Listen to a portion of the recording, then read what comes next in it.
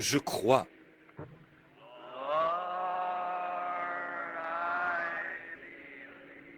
Seigneur, je crois.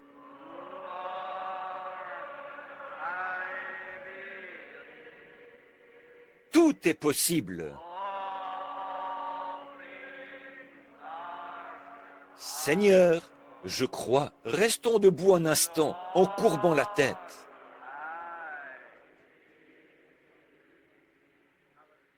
Let us remain standing just a moment and bow our heads. Lord Jesus, Seigneur Jésus, nous essayons à notre humble façon de t'exprimer par ce chant que nous croyons. Et nous te prions, Seigneur, de continuer maintenant à nous rompre le pain de vie, de nous donner ce dont nous avons besoin dans ta parole. Car c'est au nom de Jésus que nous le demandons. Amen. Vous pouvez vous asseoir.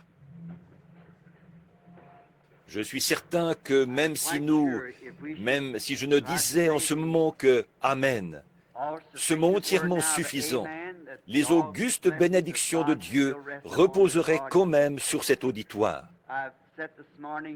Ce matin, j'étais assis à écouter attentivement la réunion, à me réjouir des témoignages, des différentes manières de s'exprimer de chacun. Et d'entendre les nouveaux venus, ce frère Baptiste ici, qui est venu s'excuser d'avoir eu des idées un peu fausses. Alors j'apprécie de le voir assez humain, quelqu'un qui est assez humain ou assez intègre pour le faire, s'il croit avoir fait une erreur. Ce n'est pas vraiment à moi qu'il s'est excusé, mais à Dieu. Donc j'apprécie cela, voyez. Que Dieu bénisse notre frère et son frère l'évangéliste. Oh, d'être baptiste, vous savez, moi-même, j'ai déjà fait partie de l'église baptiste.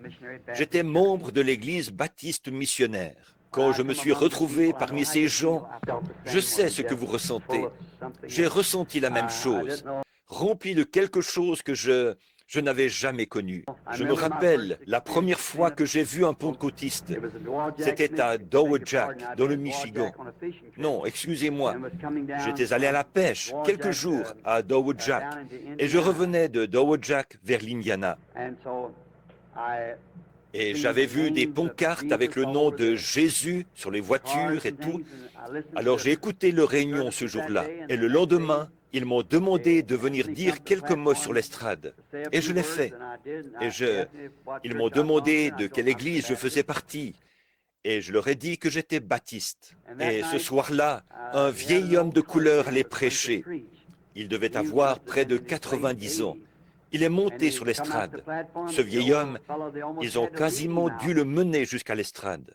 Il portait une espèce de longue redingote de prédicateur, à col de velours. Il avait juste une petite lisière de cheveux blancs sur les tempes. Je me suis dit, tous ces hommes ici, ces théologiens, ces grands hommes, comment se fait-il qu'ils aient laissé confier ce service à quelqu'un comme lui ? Ce vieillard devrait plutôt être assis dans un fauteuil quelque part. Ce jour-là, ils avaient prêché au sujet de ce que Jésus a fait ici sur terre. Mais lui, il a pris son sujet dans, il me semble, Job 7, 20, disons. Mais je ne suis pas sûr que c'était cette écriture-là. Quoi qu'il en soit, voici ce qui était dit, entre autres. Où étais-tu quand je fondais la terre, quand les étoiles du matin chantaient ensemble et que les fils de Dieu poussaient des cris de joie? Et il a parlé de ce qui s'est passé au ciel, alors qu'ils avaient parlé de ce qui s'est passé sur terre. Et après avoir parlé pendant à peu près 5 minutes, l'Esprit du Seigneur l'a saisi et il a bondi bien haut en l'air en faisant claquer ses talons l'un contre l'autre. Oh, il y avait beaucoup de place, autant que la moitié de cette estrade-ci. Et il est descendu de l'estrade en disant « Je n'ai pas assez de place ici pour prêcher. » Eh bien, moi, j'avais dans les 20 ans à l'époque. Je me suis dit, si c'est ce que ça fait à ce vieillard, qu'est-ce que ça pourra me faire à moi? Voyez.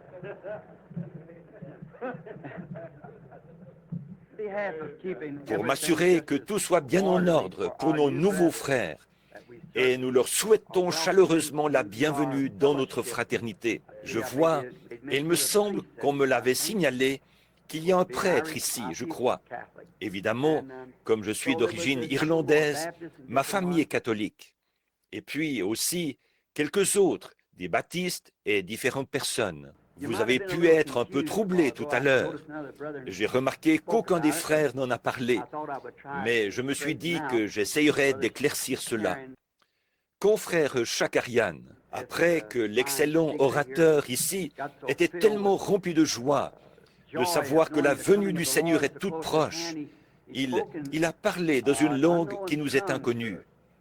Et nous avons des interprètes qui donnent l'interprétation. L'Écriture dit que s'il n'y a pas d'interprète, on doit se taire. Mais si on parle en langue, puis que c'est interprété, cela devient une prophétie. Donc, ce qui était un peu troublant, c'est qu'il y en avait deux en même temps. En fait, ce n'était pas troublant du tout, voyez, parce que l'un d'eux donnait l'interprétation, l'autre prophétisait. Voyez, donc je me suis dit que je l'expliquerai à nos frères, au cas où ils n'auraient pas compris. C'est que l'un d'eux donnait correctement. Avez-vous remarqué les limites de chacun d'eux dans le temps? Et l'autre était tellement rempli de l'Esprit lui-même que l'Esprit de Dieu prophétisait à travers l'un, interprétait, l'autre donnait l'interprétation. Donc, pour que ce soit clair, que parfois, il semble à l'esprit humain, tout comme notre précieux frère qui s'excusait ce matin. C'est un peu troublant pour quelqu'un qui ne comprend pas, mais pour ceux qui sont vétérans dans ce combat que nous livrons, eh bien, nous comprenons ce qu'il en est de ces choses. Donc, je m'étais dit que je dirais quelque chose là-dessus, si vous étiez d'accord.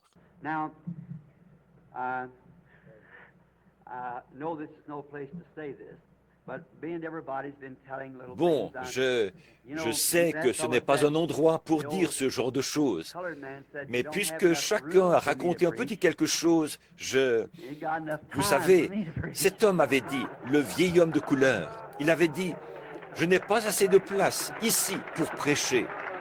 Moi, je n'ai pas assez de temps ici pour prêcher. Je suis plutôt long. Un homme disait un jour, il disait, un ministre s'est avancé. Il était pasteur de cette église depuis 20 ans. Et ses prédications avaient toujours duré une demi-heure pile, tous les dimanches matins dans son église. Et il a dit, ce dimanche matin-là, il a prêché pendant 3 heures. Alors le conseil des diacres l'a fait venir et ils lui ont dit, « Pasteur, nous vous apprécions vraiment. » Ils ont dit, « Nous savons que vous défendez la Bible et ses droits. » Et puis, ils lui ont dit, « Et vous nous corrigez toujours pour que nous nous sentions purs et nets devant Dieu. Et nous vous apprécions vraiment. Et nous croyons que vous êtes le serviteur de Dieu. » Et nous avons beaucoup apprécié le message de ce matin. Mais ils ont dit, il y a juste une chose que nous aimerions vous demander. Ils ont dit, c'est que nous vous avons chronométré, nous les diacres. Ils ont dit, tous les dimanches matins, vous prêchez une demi-heure pile. Et aujourd'hui, vous avez prêché 3 heures. Ils ont dit, gardez bien à l'esprit que nous avons vraiment apprécié tout ce sermon. Il était bien. Il mettait ce vieux frère bien à l'aise, vous savez. Il leur a dit, « Eh bien, frère, je vais vous dire ce que c'est. » Il a dit, « Le matin, chaque fois que qu'on m'appelle à aller à la chaire, il a dit, je mets un petit bonbon de marque Lifesavers dans ma bouche. » Il a dit, « Et je le laisse fondre. » Et il a dit, une fois que ce Lifesaver est fondu, il a dit, ce qui prend exactement 30 minutes, il a dit, alors j'arrête ma prédication. Il a dit, vous savez, ce matin, il m'a semblé que j'avais un peu dépassé le temps. Je l'ai recraché. C'était un bouton que j'avais dans la bouche.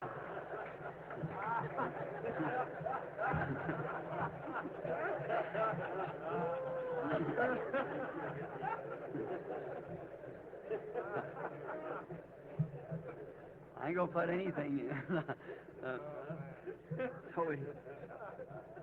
Moi, je ne mettrai rien.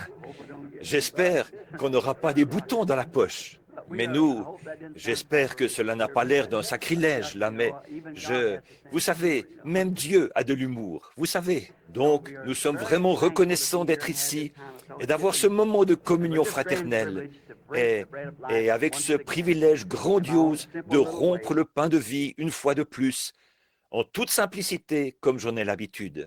Je sais que des théologiens, comme cet homme qui vient d'Angleterre, qui a parlé ici hier soir, oh, j'ai de la peine à parler après quelqu'un comme cela, moi qui n'ai fait que des études primaires. Mais j'espère que Dieu vous interprétera le sens de ce qui se trouve dans mon cœur. Voyez, si mes mots ne sont pas les bons, je veux croire que mes intentions le sont.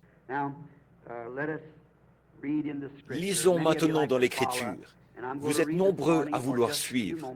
Ce matin, je vais lire pendant quelques instants dans le livre du prophète Jérémie, au chapitre 2, et là, je commencerai au verset 1. La parole de l'Éternel me fut adressée en ces mots.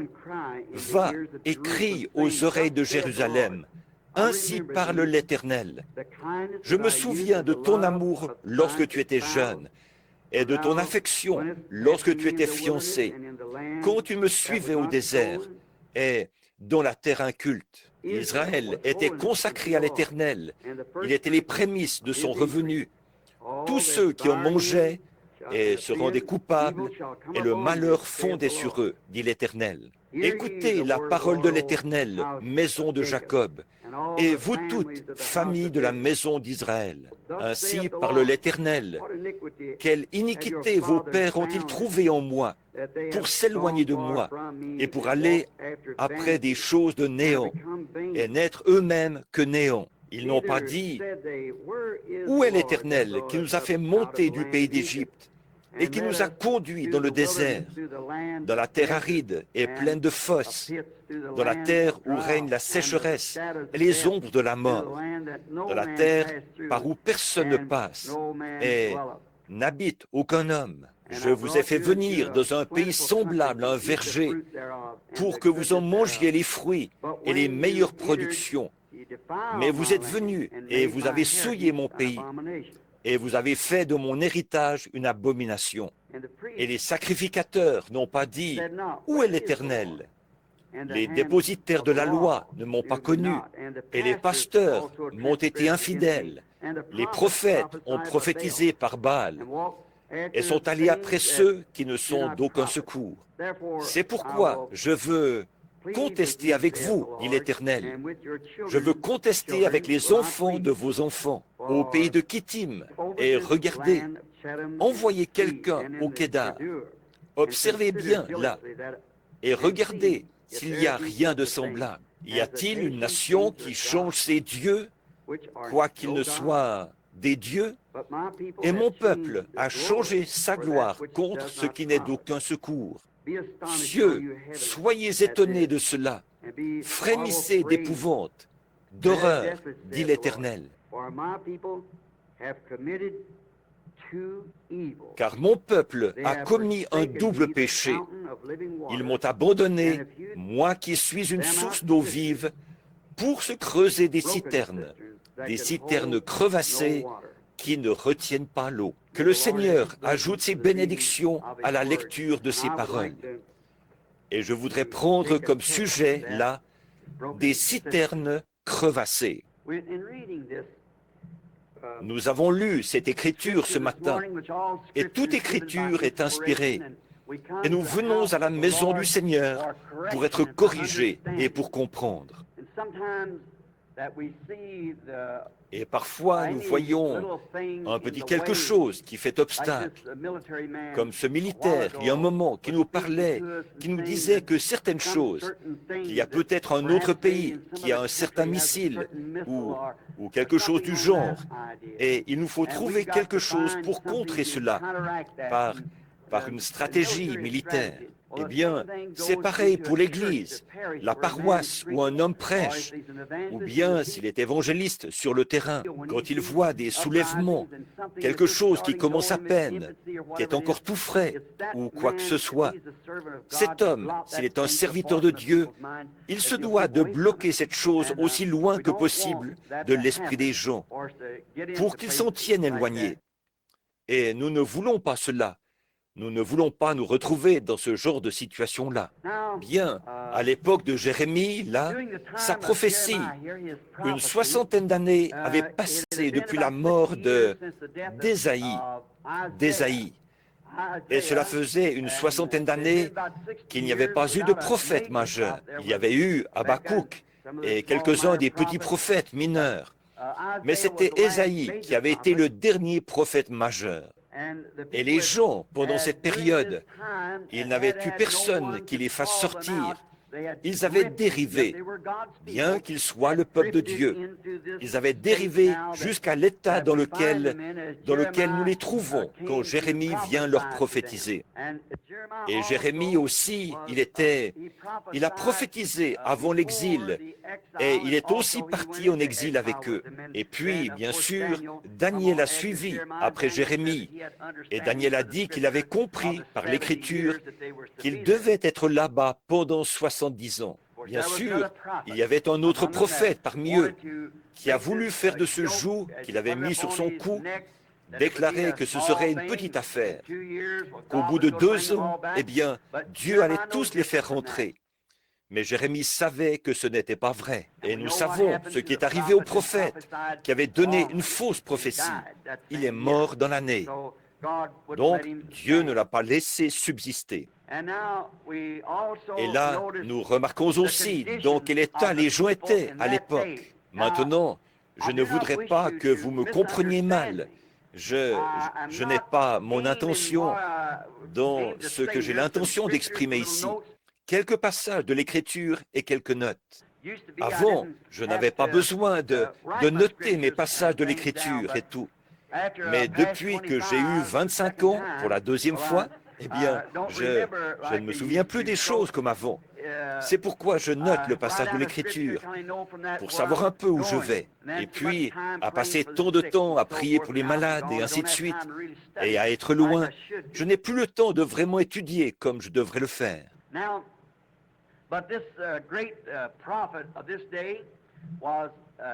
Bien, mais ce grand prophète de l'époque, c'était Jérémie, et il était un peu du genre d'Amos et de bien d'autres prophètes qui avaient paru. Il a été bouleversé quand il a vu l'état de la nation. Or, c'était des endroits. Parfois, quand on parle d'une nation, on pourrait penser que ça s'applique à un certain groupe. Ce n'est pas cela. C'est l'image de la nation en général.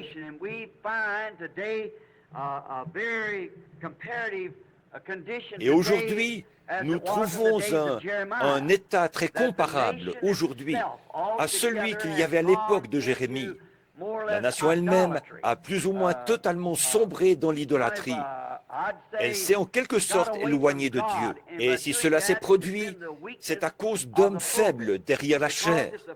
En effet, si les hommes derrière la chair s'en étaient tenus fermement et strictement à la parole de Dieu, Dieu serait dans chaque assemblée, comme il agit parmi nous ici. Mais ils ont détourné les gens de cela. Et c'est de cela que j'aimerais parler ce matin. Et bon, nous voyons que c'est absolument vrai dans tous les âges. Je crois que c'est Amos, je l'ai mentionné dernièrement, qui a dit qu'il n'était ni prophète ni fils de prophète. Mais il a dit, quand le lion rugit, qui ne serait effrayé? Et si quelqu'un a déjà entendu un vrai lion rugir dans les endroits sauvages, les lions cages qu'on entend par ici, ils ne font que miauler. Mais quand il y en a un qui rugit dans les endroits sauvages, tout se met sur ses gardes. J'ai bivouaqué dans la jungle pour les chasser, et c'est le roi des animaux. Quand ce lion rugit, même les coléoptères se taisent. tout se tait. Les cris des chacals et des hyènes et des autres animaux, le jacassement des babouins et des singes et des coléoptères, on s'entend à peine poncer. Mais qu'un lion rugisse au loin et tous les coléoptères se taisent. Voyez, tout a peur de lui. Pourtant, il y a beaucoup de choses qui peuvent le tuer, mais il est reconnu comme roi parmi les animaux. Il a dit, « Quand le lion rugit, qui ne serait effrayé ?» Il a dit, « Et Dieu a parlé, qui ne prophétiserait ?» Et là, je pense qu'aujourd'hui, la situation, de nouveau, correspond à ce défi. Dieu a parlé, voyez, et nous voyons l'écriture sur la muraille.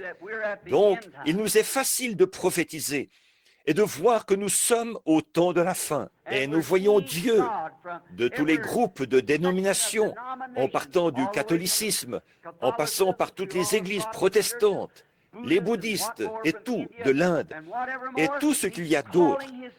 Il appelle son peuple à se réunir. Il les rassemble. Et je suis vraiment heureux de cela, de voir arriver ce jour. Alors nous, c'est un grand jour, l'un des plus glorieux privilèges. Si j'avais connu avant qu'il y ait un monde, quand nous étions des âmes, une partie de Dieu, et c'est ce que nous sommes, car nous étions avec lui avant la fondation du monde. En effet, il n'y a qu'une seule forme de vie éternelle, c'est Dieu. Et nous sommes une partie de lui. Nous étions pas au point de savoir et de pouvoir penser et d'avoir un être. Mais ce que nous étions, nous l'étions là, dans ses pensées, avant la fondation du monde. C'est que nous faisons partie de lui, comme mon fils fait partie de moi, et que je fais partie de mon père, et ainsi de suite. Nous sommes fils et filles de Dieu par sa prescience. Et à l'époque, si j'avais eu la connaissance que j'ai maintenant, et si j'avais pu voir toute l'étendue du temps, et s'il m'avait dit, à quelle époque est-ce que tu aimerais vivre? J'aurais choisi cette époque-ci, maintenant même, à la veille de la fin de l'histoire mondiale et de la venue du royaume de Dieu qui s'établira sur terre. Je pense que l'époque la plus glorieuse de tous les âges, c'est maintenant même. Nous voyons ici qu'Israël est accusé par le prophète. Dieu l'avait établi et l'avait envoyé là-bas. Ils ont été accusés de 2 grands péchés. Et nous voulons parler de ces 2 choses qu'ils avaient faites. Et nous voulons que cela nous soit profitable. Bon, ils s'étaient détournés de Dieu, de la source d'eau vive, et ils s'étaient creusés des citernes. Ils s'étaient détournés de ce que Dieu leur avait donné, et ils s'étaient creusés quelque chose qu'ils avaient fabriqué eux-mêmes. Et ces citernes, vous remarquerez qu'elles s'étaient crevassées et qu'elles fuyaient. Or, une citerne crevassée ne retient pas l'eau, elle fuit. J'ai grandi à la ferme et je sais ce que c'est qu'une vieille citerne et les difficultés que ça donne. Et cette citerne qui fuit, c'est une très bonne image, je trouve, de notre époque, où tout ce qu'on a essayé de faire pour rassembler les hommes, rassembler les gens, rassembler les églises, c'en est venu à être toujours du rayon des tentatives intellectuelles. On a essayé de faire que tous les méthodistes deviennent des baptistes et vice-versa, et les différentes dénominations. Et ce n'était pas le programme de Dieu dès le départ. Dieu n'a qu'un seul lieu de rencontre. Il l'a dit là-bas, dans le livre de l'Exode. J'ai choisi le lieu où je mettrai mon nom, et c'est le seul lieu où je rencontrerai les gens. Il avait choisi un lieu pour y mettre son nom, et là où il avait mis son nom, c'est là qu'il rencontrait Israël. Il a un lieu où il rencontre son Église aujourd'hui, et il a choisi ce nom, et ce nom, c'est Jésus-Christ. Et c'est là qu'il rencontre le vrai croyant, quand il est en Jésus-Christ. C'est là que Dieu a choisi de mettre son nom. Vous direz, le nom de Dieu? Il a dit, je suis venu au nom de mon Père. C'est donc là que Dieu a mis son nom, c'était en Christ. Et c'est en Christ que nous pouvons tous nous rencontrer sous le sang versé et y avoir la vraie communion fraternelle. Au commencement, dans le jardin d'Éden, Dieu a établi son programme quant au lieu où il allait rencontrer l'homme. Et ce n'était pas dans la compréhension intellectuelle. Si cela avait été le cas, Ève correspondait parfaitement à son programme. Mais nous savons qu'elle a accepté la conception intellectuelle de Satan. Sûrement que Dieu ne fera pas ça. Mais Dieu avait dit qu'il le ferait. Donc il a choisi le lieu de la rédemption. Et c'était par le sang, et non par une conception intellectuelle. Donc, tous nos efforts, ce n'est que du vent, mais c'est dans la nature humaine. Les gens vont chercher à agir ainsi. Si on avait le temps, on pourrait voir ça bien en détail. Mais je ne veux pas prendre le bouton. Donc, nous allons essayer de simplifier au maximum. Des citernes qui fuient. Et nous voyons que c'est absolument arrivé de nouveau. C'est une image fidèle de cet âge où nous vivons, de toutes nos tentatives. Et sont méprisés tous les efforts de chaque serviteur de Dieu, pour peu qu'il prononce le nom de Jésus-Christ. Il mérite d'être honoré, ne serait-ce que pour avoir prononcé son nom avec vénération et respect. Et malgré les grands systèmes d'évangélisation qui ont parcouru la terre et tout en ces derniers jours, je pense qu'on ne pourra jamais faire que les gens soient d'un même cœur, tant qu'on ne les fera pas venir sous le sang de Jésus-Christ. C'est le seul lieu où nous pourrons être en sécurité. Quelqu'un m'a téléphoné il n'y a pas longtemps de l'Est en me disant « Frère Branham, j'ai entendu dire que vous avez déménagé vers l'Arizona et que vous y avez établi un endroit où on est en sécurité. Et comme vous le savez, le message est venu. Le Seigneur m'a dit ce qui allait se produire en Alaska et en Californie et ce qui se passerait. Et ça s'est passé comme ça. Ils ont dit, bon, si cela vient à trembler et tout, quel est le périmètre de sécurité? J'ai dit, je ne connais qu'un seul périmètre de sécurité. C'est en Christ.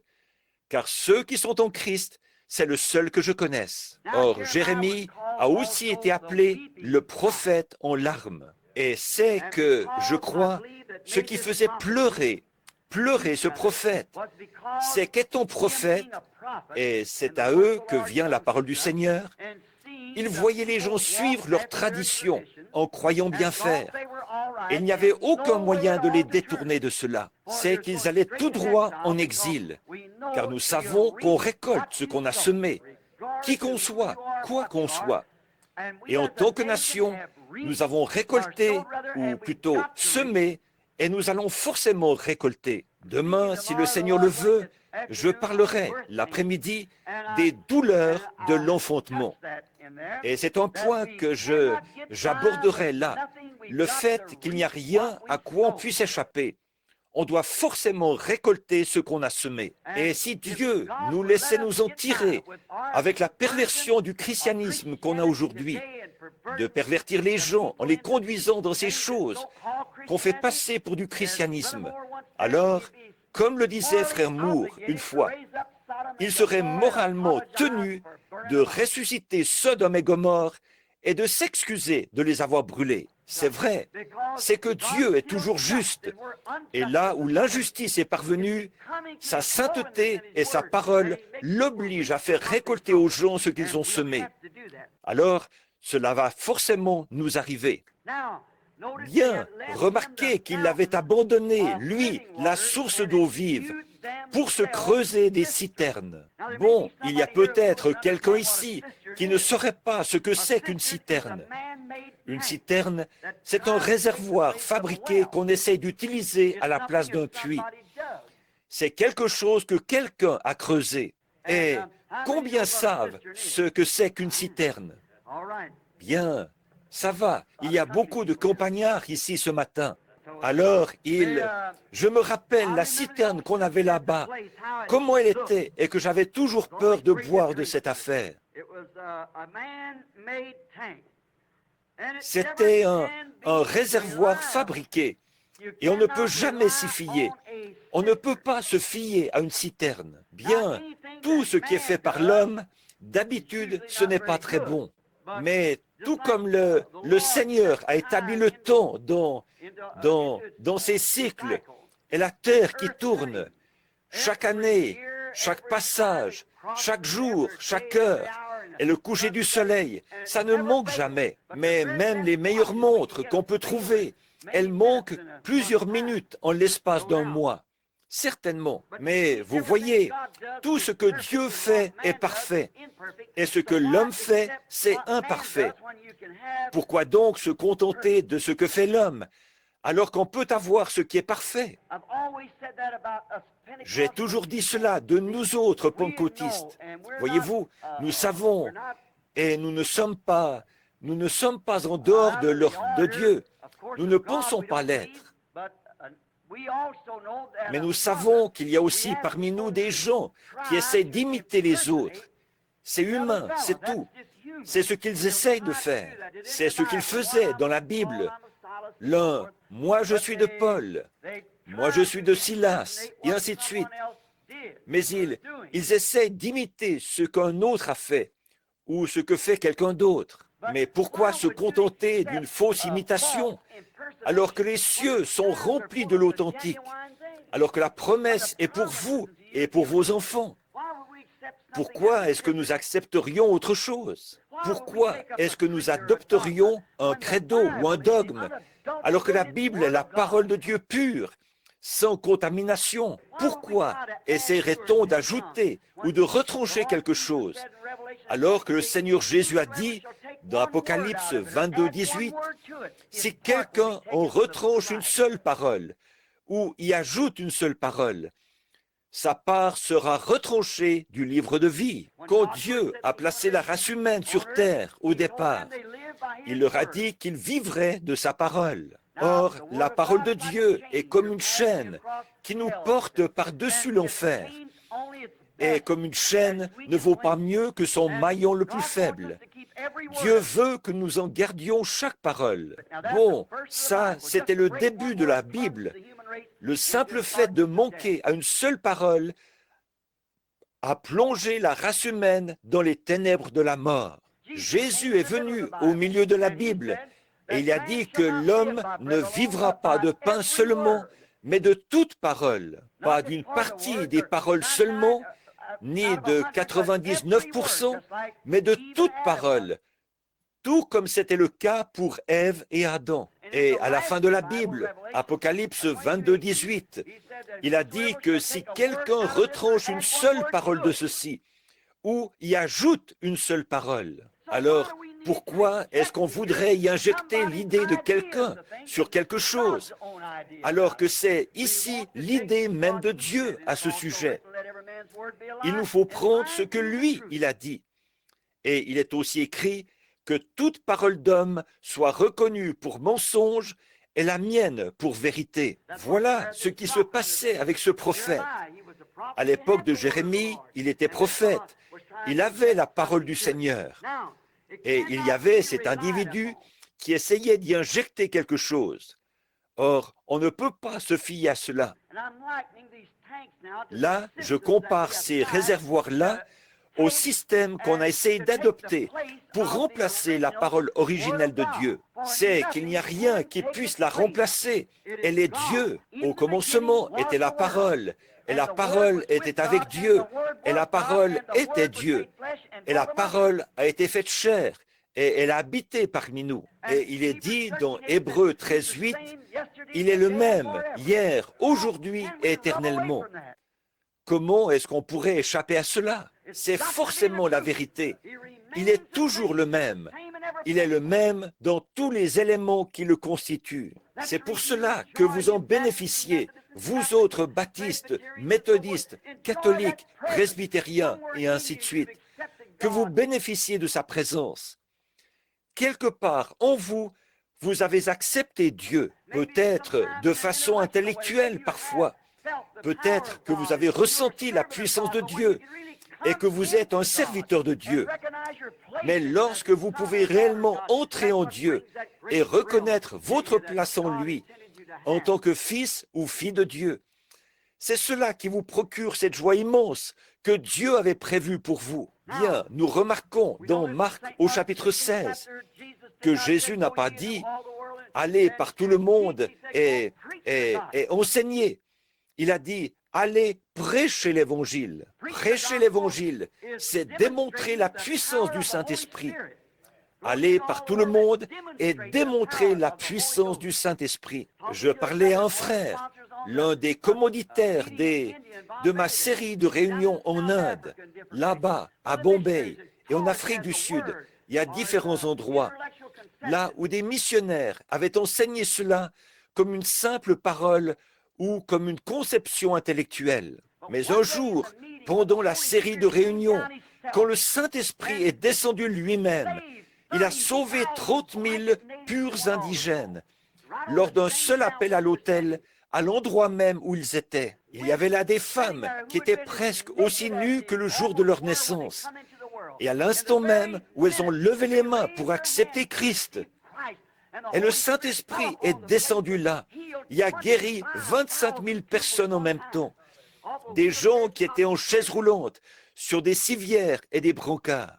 Le lendemain, le maire de la ville m'a fait voir des camions remplis de ces choses qui passaient dans la rue. Ces femmes étaient là, nues, sans savoir qu'elles étaient nues. Mais dès que le Saint-Esprit les a touchées, elles se sont couvertes avec leurs bras pour s'éloigner de la présence de leurs hommes. Et alors, je me demande comment nous, en Amérique, nous pouvons dire que nous sommes une nation chrétienne et que nous sommes dans la présence de Dieu.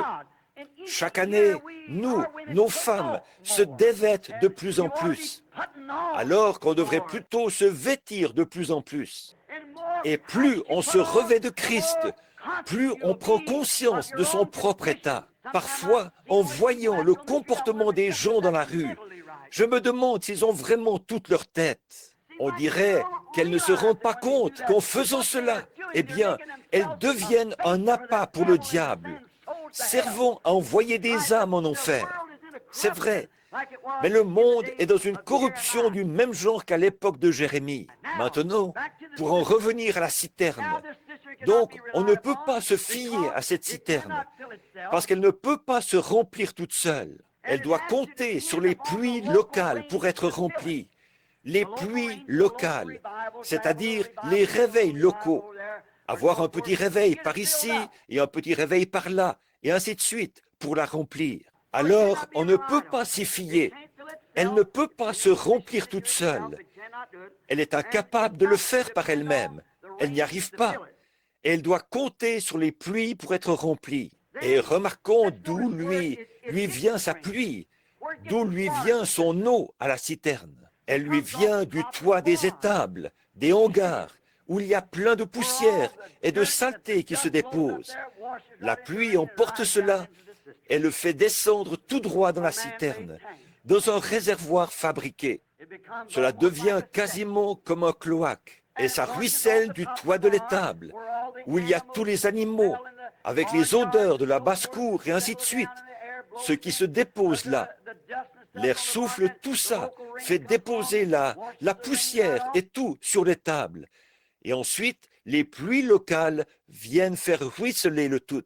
Ensuite, cette eau est conduite par une gouttière fabriquée, à travers un tuyau fabriqué, vers un réservoir fabriqué. Et une fois arrivée là, elle est dégoûtante, tellement dégoûtante qu'il faut mettre là-dessus un chiffon qui sert de filtre, sans quoi on ne pourrait pas la boire.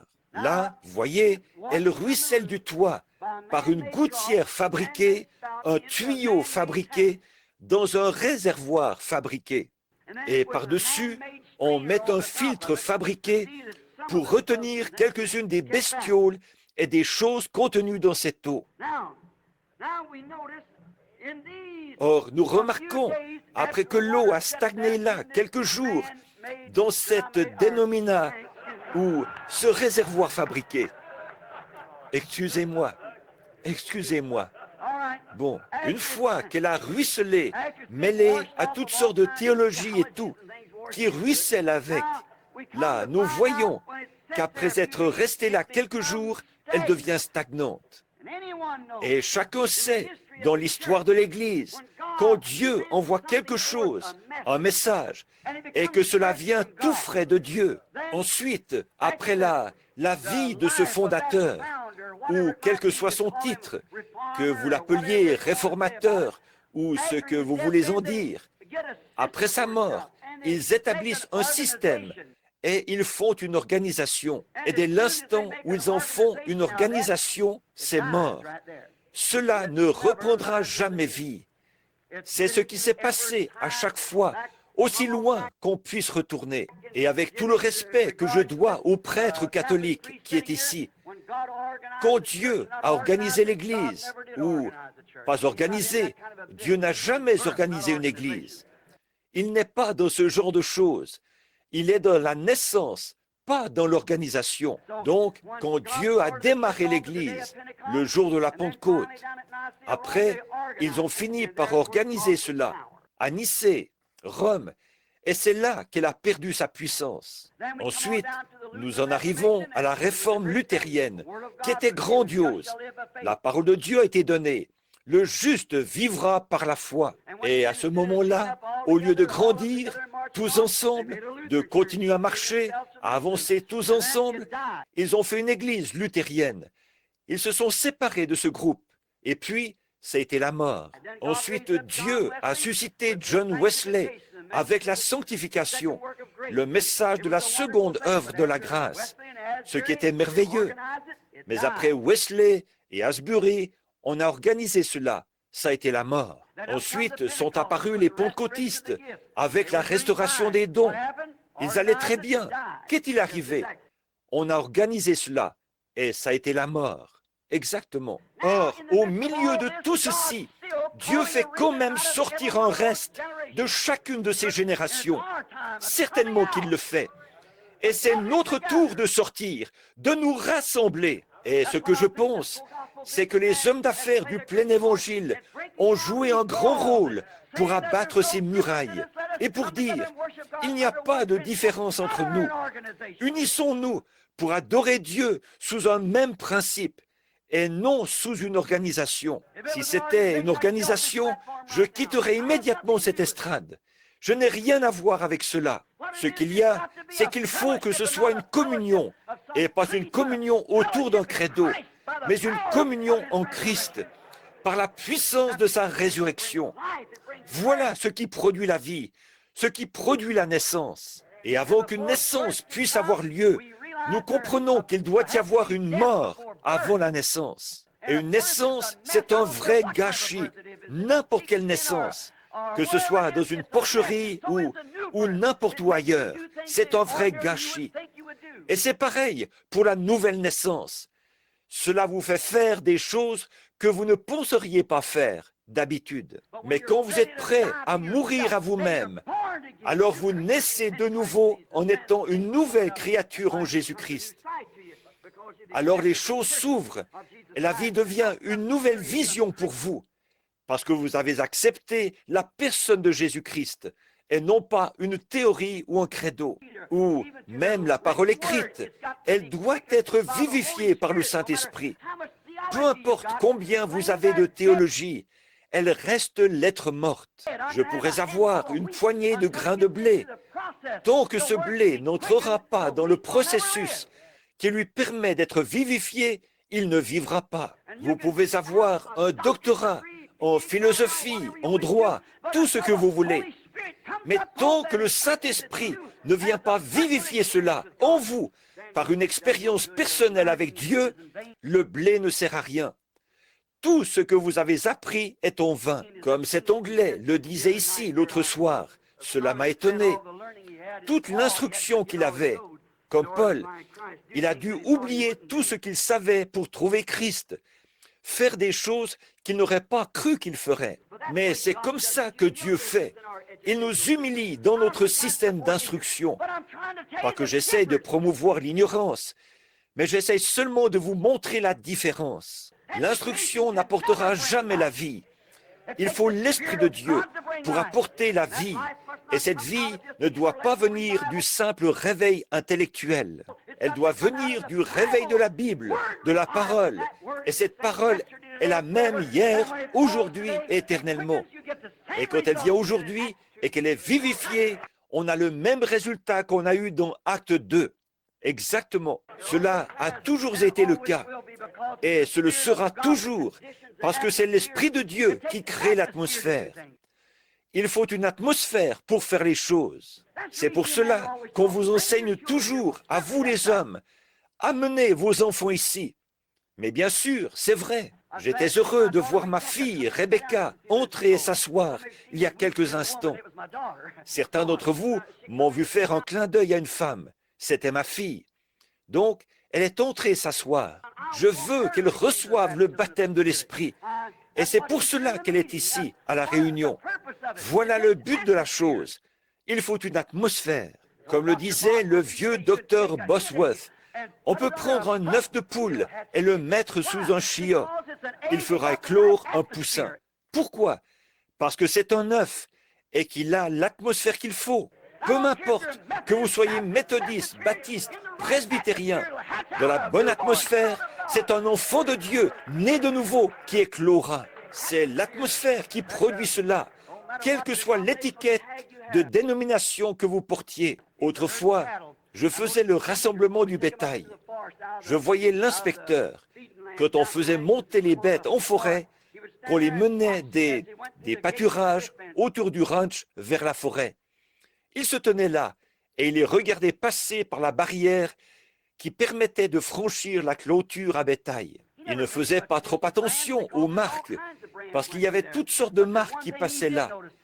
Mais il y a une chose à laquelle il faisait attention, c'était l'étiquette du sang. Il fallait que la bête soit une Hereford de race pure, sinon elle ne pouvait pas monter vers la forêt, parce que c'est l'association Hereford qui faisait paître dans cette forêt-là. Il fallait qu'elle ait l'étiquette du sang pour préserver la race.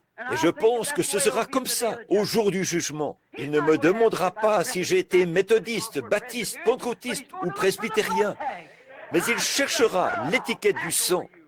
Quand je verrai le sang, je passerai par-dessus vous. C'est ça qu'il faut. Donc, nous voyons que ces citernes, quand elles sont là depuis un certain temps, elles deviennent stagnantes et elles ne sont plus bonnes. Et là, ça devient un repère de grenouilles, de lézards, de serpents, de bestioles, de microbes et tout. Parce que c'est un état de stagnation qui s'y est introduit. Pouvez-vous imaginer ce qui ruisselle du toit d'une étable ou d'une maison près de l'étable, ou bien partout où il y a de la saleté, toutes les bestioles, tous les microbes et tout, qui ruissellent dans cette citerne.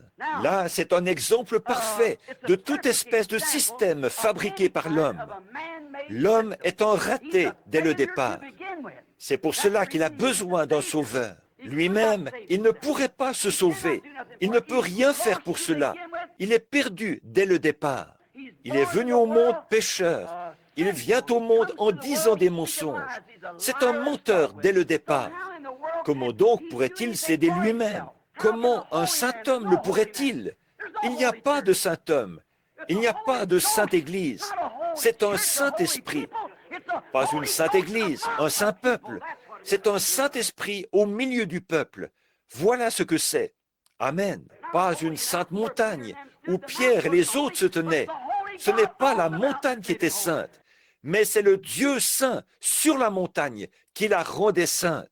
Ce n'est pas une sainte personne, c'est le Saint-Esprit à l'œuvre dans cette personne qui la rend sainte.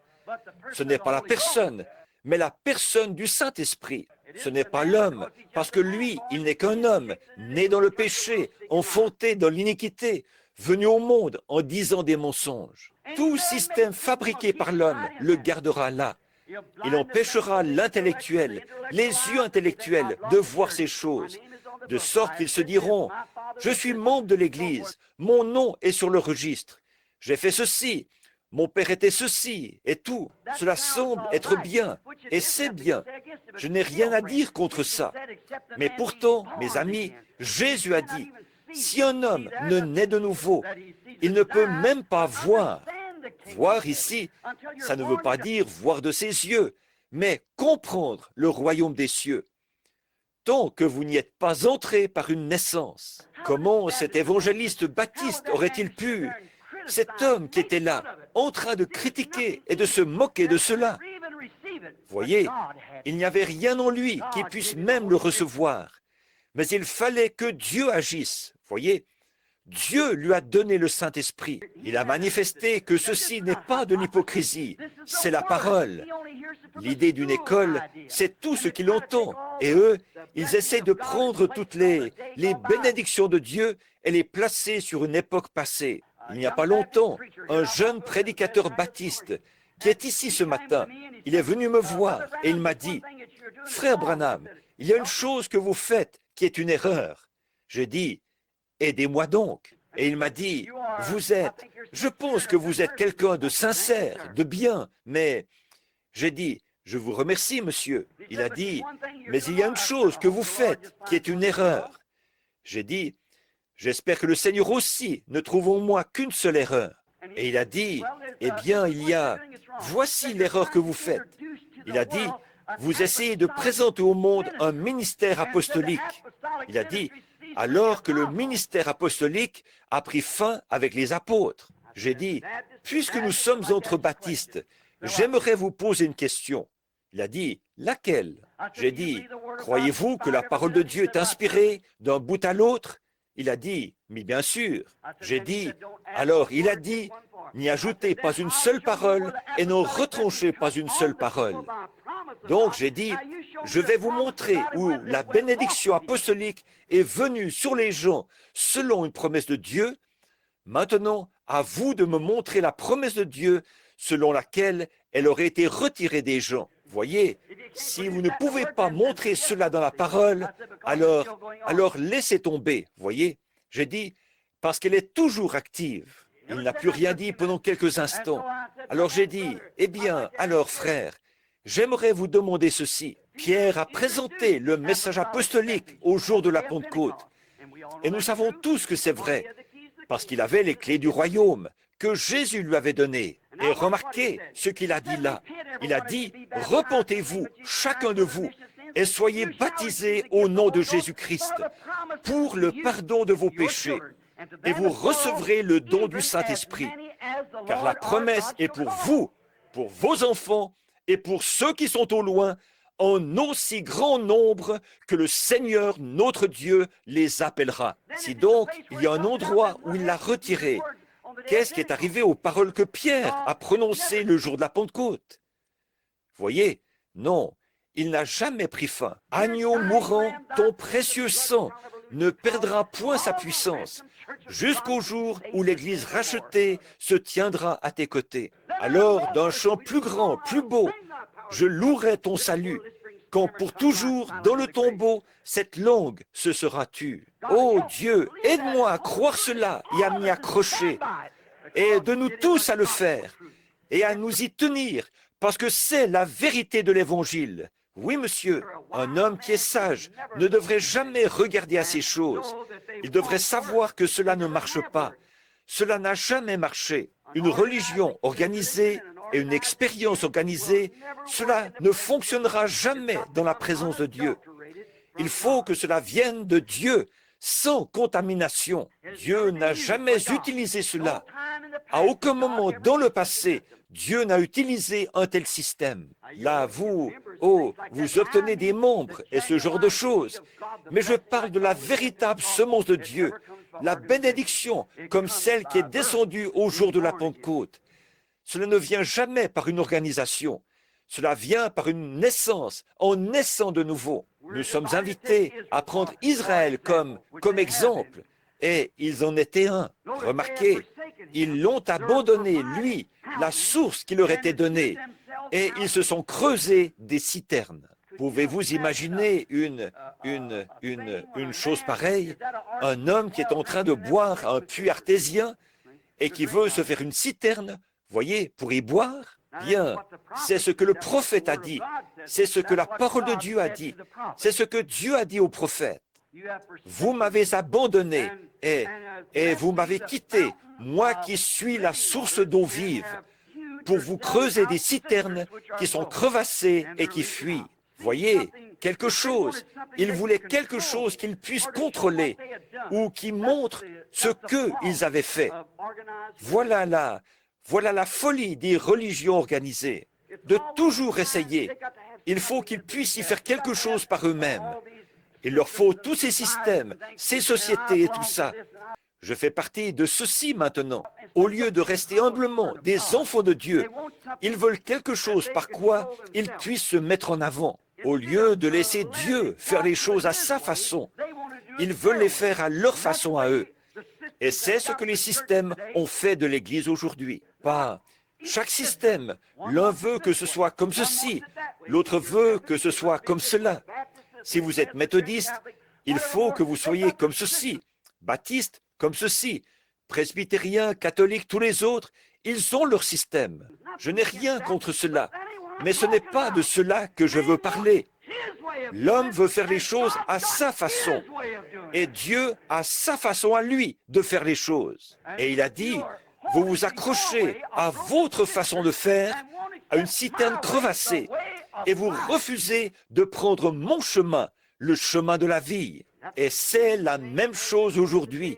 Ça n'a pas varié d'un pouce. Pensez seulement à la folie que c'est pour un homme de quitter un puits artésien qui fait jaillir une eau claire, pure, pour vouloir se tourner vers une citerne crevassée qu'il s'est faite. Se creuser une citerne dans laquelle ruisselle toute la saleté qu'il y a sur le toit de l'étable et boire ça.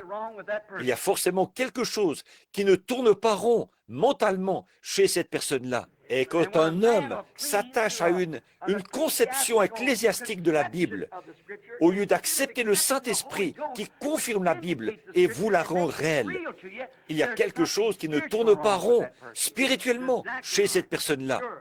C'est tout à fait vrai.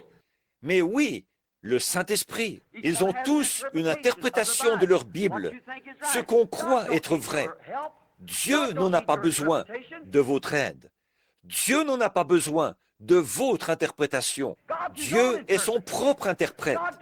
Dieu fait son interprétation de la façon qu'il a dit qu'il le ferait. Au commencement, le Seigneur a dit que la lumière soit, et la lumière fut.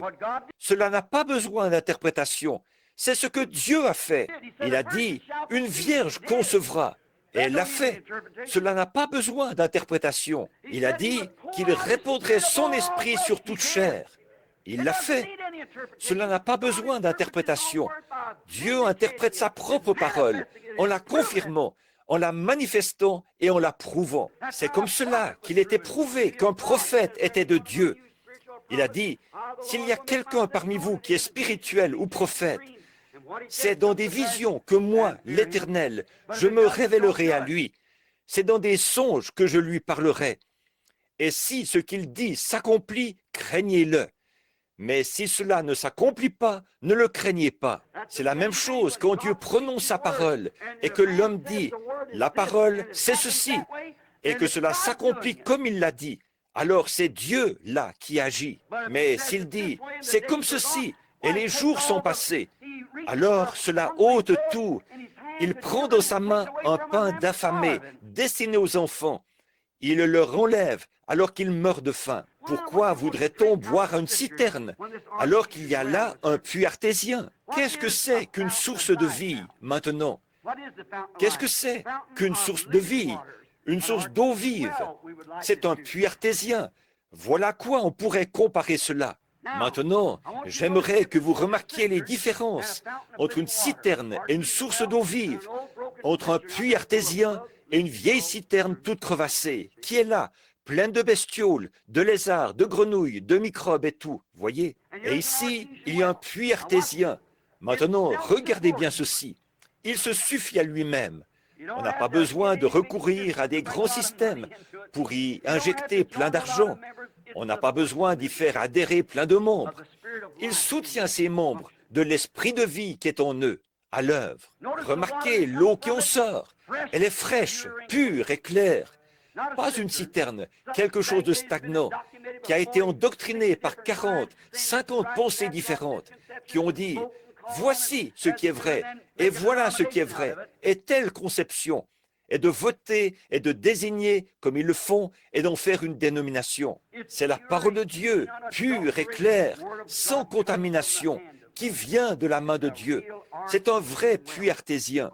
Remarquez, le secret de sa puissance est au-dedans de lui-même. L'homme ne peut pas le trouver. C'est une sorte de pression en dessous qui le fait jaillir. Je me rappelle quand j'étais garde-chasse de l'État d'Indiana. Je passais près d'un certain puits dans le comté d'Harrison, une source.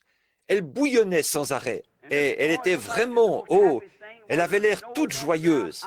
Qu'il y ait de la neige sur le sol, de la glace, que ce soit pris en glace, malgré le froid qu'il pouvait faire, elle bouillonnait toujours. Même quand les étangs et les réservoirs fabriqués, pleins de grenouilles et tout, étaient complètement gelés jusqu'au fond. Et ça montre que n'importe quelle dénomination, par un petit manque d'esprit ou un léger changement d'atmosphère, elle gèle. Mais le puits artésien de Dieu, il est le même hier, aujourd'hui et éternellement. Son bouillonnement, son flot le tient constamment nettoyé de toutes les saletés. Il n'y a pas de saleté dedans au départ. Et dès qu'il en arrive une, elle est évacuée. Cette source-là, elle bouillonnait comme ça. Et j'étais assis là un jour, je me suis dit, je crois que je vais parler à cette source un moment. J'ai ôté mon chapeau et j'ai dit, pourquoi es-tu si heureuse? Qu'est-ce qui te fait bouillonner comme ça? C'est peut-être parce que les biches viennent boire de ton eau de temps en temps. Si elle avait pu répondre, elle m'aurait dit non. J'ai dit, c'est peut-être parce que moi, je bois de ton eau. Non, ce n'est pas cela. J'ai dit, eh bien, qu'est-ce qui te rend si pur, si clair? Qu'est-ce qui bouillonne, qui te fait bouillonner, rempli de joie tout le temps, au point que rien ne peut te faire geler? Tu jaillis en l'air, et il n'y a rien que de l'eau claire. Si elle avait pu me parler, savez-vous ce qu'elle m'aurait dit, cette source? Elle m'aurait dit, frère Branham, ce n'est pas moi qui bouillonne, c'est quelque chose derrière moi qui me fait bouillonner. Et c'est pareil pour, voilà une expression bien rudimentaire, mais vous savez ce que je veux dire. Et c'est pareil pour une expérience de nouvelle naissance. Vous ne pouvez pas la retenir. C'est une source d'eau en vous qui bouillonne jusque dans la vie éternelle. Voyez, il y a quelque chose là, et vous n'y êtes pour rien. Les réservoirs fabriqués peuvent geler, et que les gens réclament un réveil et tout. Mais un homme qui est sous cette source-là, qui vit dans cette source-là, c'est jour et nuit. Non, vous n'avez pas besoin d'attendre les pluies locales et les réveils locaux. Vous en êtes remplis.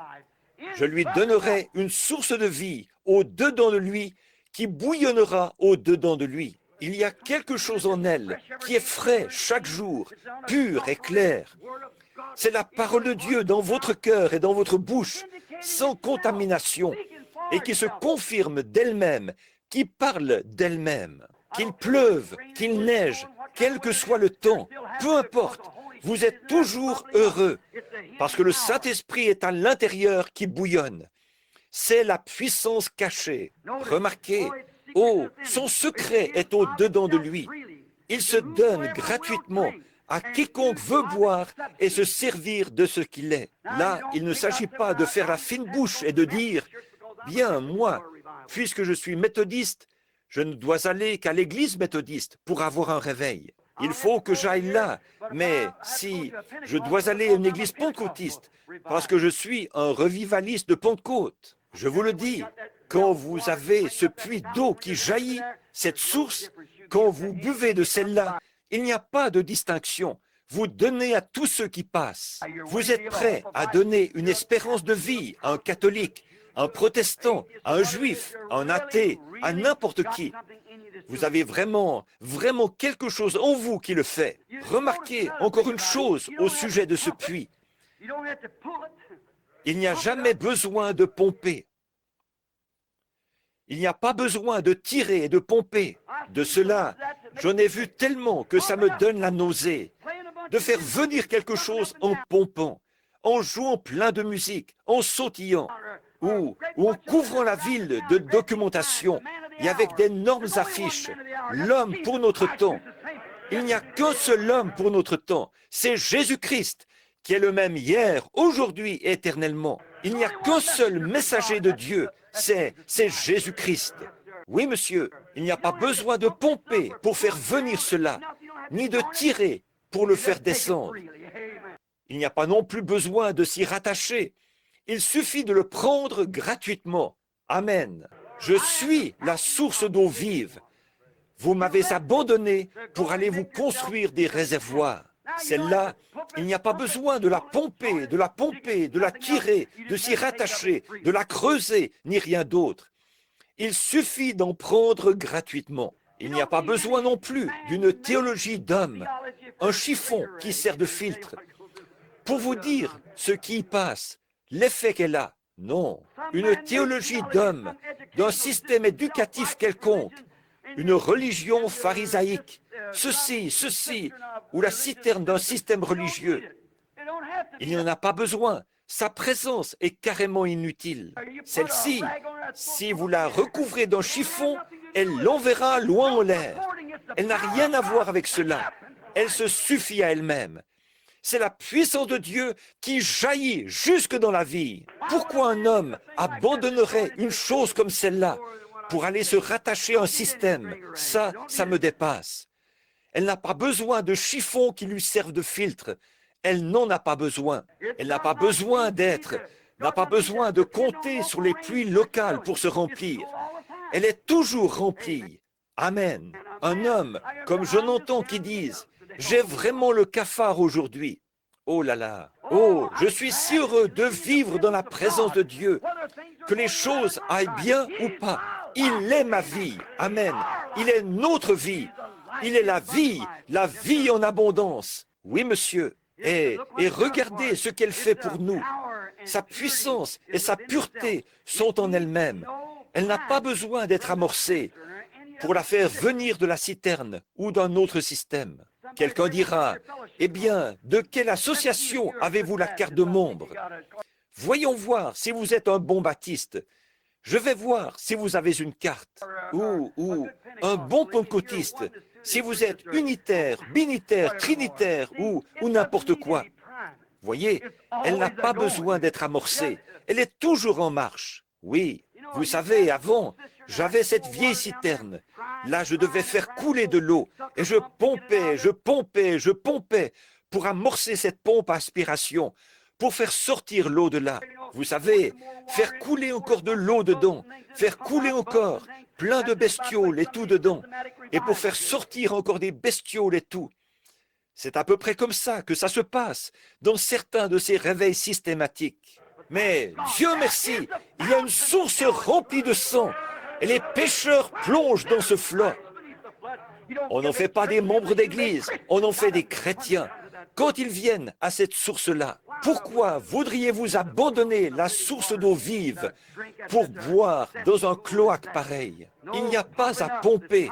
Sa puissance est en elle-même. Elle n'a pas besoin d'être amorcée. Oui, monsieur, car elle-même, elle a sa propre vie en elle-même. Voilà comment est la semence de Dieu dans le cœur d'un homme. La vie de Dieu est dans l'individu, pas dans l'Église. En vous, elle est en vous. C'est vous qui avez le germe de vie en vous. D'y goûter une seule fois, c'est suffisant pour convaincre toutes sortes d'hommes d'Église. Demandez aux prêtres catholiques, demandez aux baptistes, à n'importe qui, d'avoir goûté une seule fois à cette excellente eau fraîche du puits artésien. Je vous le dis, ça donne la conviction que c'est la vérité. À votre âme affamée, en tout cas, à celui qui est assoiffé, ça donne cette conviction, en tout cas. Bon, si vous n'avez pas soif, ce baptiste-là, il n'avait pas soif au début, mais une fois qu'il a eu soif, il a trouvé l'eau très bonne. C'est vrai, mais il faut que vous ayez soif, la soif des heureux, comme Jésus a désigné cela. Heureux serez-vous lorsque vous aurez faim et soif de la justice, car vous serez rassasiés. Amen. C'est Jésus qui l'a dit, mes amis. Oui, monsieur, c'est une source bénie pour ceux qui ont soif.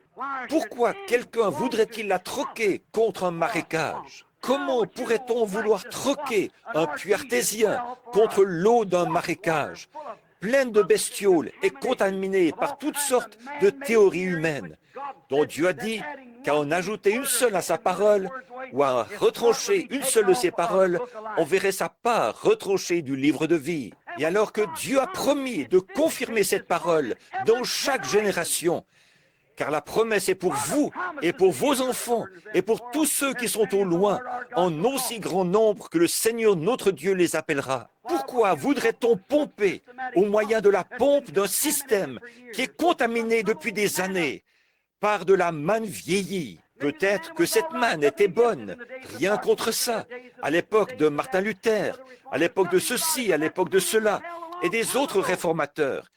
Rien à redire à ça, mais c'est une manne qui est descendue il y a longtemps. Si nous remarquons dans la Bible, il fallait qu'ils la ramassent chaque jour. Il fallait qu'ils en ramassent de la fraîche. Une fois qu'elle avait vieilli, un moment, elle pourrissait. Elle ne peut pas pourrir sans se décomposer. Il faut qu'elle contienne des bactéries ou quelque chose qui la fasse pourrir. Nous savons que c'est comme ça. Et c'est pareil pour les systèmes. Une fois que c'est resté là, d'un grand réveil jusqu'à un autre, ça devient contaminé, plein de bestioles. C'est comme une citerne remplie d'asticots, comme on les appelait, d'espèces de bestioles qui grouillent là-dedans. Et c'est ce qui cloche dans l'expérience de tant de gens aujourd'hui. Ils sont tout pleins de fables asticotées. Ils s'en font asticoter l'un et asticoter l'autre, en racontant des fables qui n'ont absolument aucune vérité. C'est vrai, des fables bien asticotées qui se transmettent de l'un à l'autre. J'étais méthodiste, je me suis joint aux baptistes, j'étais catholique, je me suis fait ceci, je me suis fait cela. Ce ne sont que des asticots. Oh, laissez tomber tout ça et venez à la source. Amen, au puits artésien, la présence de Christ qui reste toujours vivante. Je crois qu'il est l'inépuisable source de la vie. Plus vous en recevez de lui, plus elle est fraîche, plus elle est froide, meilleure elle est et meilleur goût elle a. Voilà maintenant 33 ans que je le sers et c'est encore chaque jour meilleur que le jour d'avant. Je n'ai jamais, il a dit qu'on n'aurait jamais soif si on boit de cette eau. Remarquez comme c'est formidable. Oh, Israël a fait comme beaucoup de gens font aujourd'hui. Ils ont abandonné la source d'eau vive pour aller se creuser des citernes. Maintenant, parlons de la grâce pendant un instant, de la grâce de Dieu. Nous avons des lois et des règlements. Et si vous n'êtes pas à la hauteur de la norme, j'ai un étalon de mesure religieux. Si vous n'êtes pas tout à fait à la hauteur, vous ne pouvez pas entrer, et ainsi de suite. Mais c'est par grâce que Dieu nous sauve, pas par un étalon de mesure, voyez. Mais Dieu, parlons de la grâce là. Comment cela a bien pu arriver alors qu'on buvait de lui, de cet étalon de mesure? Les murmures, Israël qui murmurait. Regardez, il a dit, « Et je vous visiterai de nouveau ». Remarquez cela dans l'Écriture. Remarquez, il va les éprouver, les visiter de nouveau. Israël, qui murmurait à la mer Rouge, ils ont été invités à le suivre à travers les eaux stagnantes de l'Égypte pour être un peuple libre. Ils étaient esclaves. Ils ont été invités à traverser pour être un peuple libre avec lui, à sortir en traversant la mer morte, ou plutôt la mer Rouge, à sortir en la traversant pour s'en aller dans un désert, pour mettre une séparation entre eux et les imitateurs qui ont essayé d'imiter ça sans avoir été circoncis. Oh, voilà ce qui a causé les difficultés. Ils ont tous péri, en plein dans le dé ou en plein dans la mer. Pharaon et son armée, ils avaient vu des êtres humains marcher par une puissance surnaturelle. Donc les voilà qui sont venus essayer d'imiter ça sans avoir été inclus dans cette bénédiction. Et en faisant ça, ils ont péri. C'est une imitation charnelle. Un homme qui essaye de faire ça, qui essaye d'imiter quelque chose, ce qu'il fait là, c'est une imitation charnelle d'un vrai chrétien. Mon frère indien, là, il le sait. En allant vers Bombay, on voit les gens là-bas, les hindous et tout, qui s'allongent sur des clous et qui marchent sur du verre et qui marchent dans le feu pour montrer ce qu'ils sont capables de faire. Et des choses comme, eux, ce sont des imitations charnelles d'un homme qui est tout au fond de la jungle, qui fait cela comme un sacrifice pour son Dieu. Nous trouvons cela partout où il y a une vie religieuse. Des imitations charnelles, quelqu'un qui essaie d'être comme quelqu'un d'autre. Il n'y a qu'un seul exemple à imiter, c'est d'être comme Jésus-Christ qui était la parole. Donc, Quand la parole de Dieu viendra à vous, ce sera pareil. Mais Dieu les a quand même conduits jusqu'au pays promis. Ils ont trouvé aussi que tous les réservoirs, quand ils ont entrepris leur traversée du désert, qu'ils étaient en route là, après s'être séparés, ils ont constaté que tous les réservoirs étaient à sec pour eux. Et vous trouverez la même chose, frères, quand vous entreprendrez ce voyage vers le pays promis.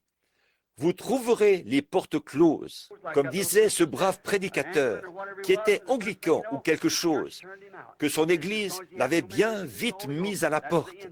Voyez, puisqu'il avait amené un certain nombre de personnes à recevoir le Saint-Esprit, dès lors, son cas était réglé. Et nous, et Israël, en tant qu'exemple, ils ont trouvé la même chose pendant leur voyage vers le pays promis.